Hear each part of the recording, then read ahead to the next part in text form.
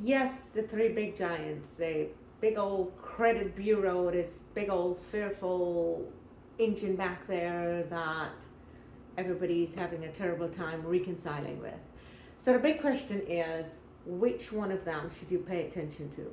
Well, listen to what Barry has to say. He'll break it down for you and let you know from a lender's perspective what it is that they look at, who it is that they listen to, and what it is you should be doing to help improve your loan approval amount.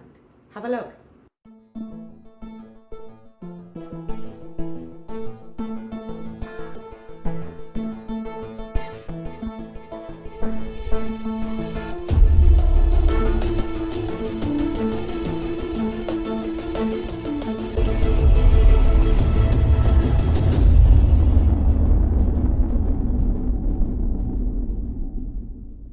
Three credit agencies, they pull in the numbers.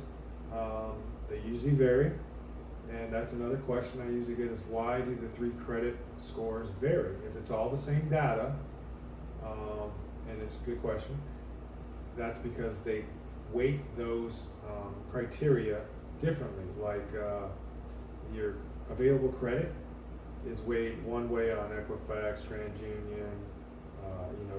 They do it differently than than the other one Right, for some right. odd reason or whatever. But they've done their own little secret sauce, and that's the number they come up with. So you might see some numbers like 620, 680, 660, 640, 680, 702. So there's variations. It's usually semi-tight. But there are some that are 40, 50 point differences. But for mortgages, you use the middle score, and that's the score you go with. You don't go with the top one, you don't go with the bottom one, you go with the middle one. So if you have a middle score of XYZ, then and it's good, and then you qualify for in some cases more money than if it was a lower one. So. Okay, so if I'm understanding this correctly, you're saying that from a lending perspective, they will look at everything that's in there. They will look at the three major credit bureaus. They will pull those numbers and they're taking the average score on those.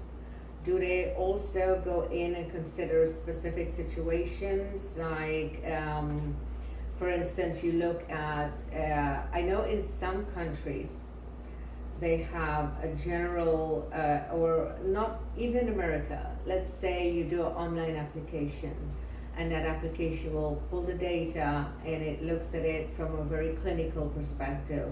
And these were the numbers, it's just a matter of numbers and where the numbers fell. And they'll approve you or disapprove you just based on that. But for a mortgage, you're actually looking at the file of the client, looking at the situation and the various aspects affecting that score, and looking to see timing on it, seasoning as they call it, with regards to, for instance, bankruptcy, or what's the other major one that would affect that? There's Student loans. Student loans, okay, and we'll talk about that in a minute. So am I correct in saying that when you apply for a mortgage, it's a little more personal research into that file rather than just a clinical number? Absolutely, because Okay. sometimes when we look at files, it could be, okay, your debt to income is really, really tight, and or it doesn't qualify by the criteria. But if you go, okay, well, if they just paid this $300 debt off, which might have a minimum payment of $25, $30, $40, $50, whatever it is, if you pay it off, then their ratios change a little bit. So yes, there's a fair amount of looking at it, just like student loans. They go, okay, are they in forbearance? Do they have a payment in the file? If they don't, then we have to put minimum payments in. And so you have to really look at every file, because every file is differently.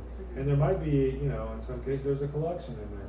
And so sometimes you might have to say, okay, well, we have to pay this off to get it to work. So, if there's support payments, and they haven't. And by support, you mean like child support, alimony, that sort of thing? Yes. Right. If they are not paid, they have to come current. Mm-hmm. So they could be on there. So there's things you can do. In some cases it's like, okay, well, somebody might want like in a cash out refi, they want to take the debt or take the money and pay off some of their debt. So then when you go ahead, they may not qualify initially with the ratios, but you go, okay, if you take this debt, this money you're going to get and pay off these debts, then it works. Mm-hmm. And then you have some left over or not or whatever. But there's ways to individually, you have to look at each individual case, because it truly is an individual case. Basis. There's a lot of factors.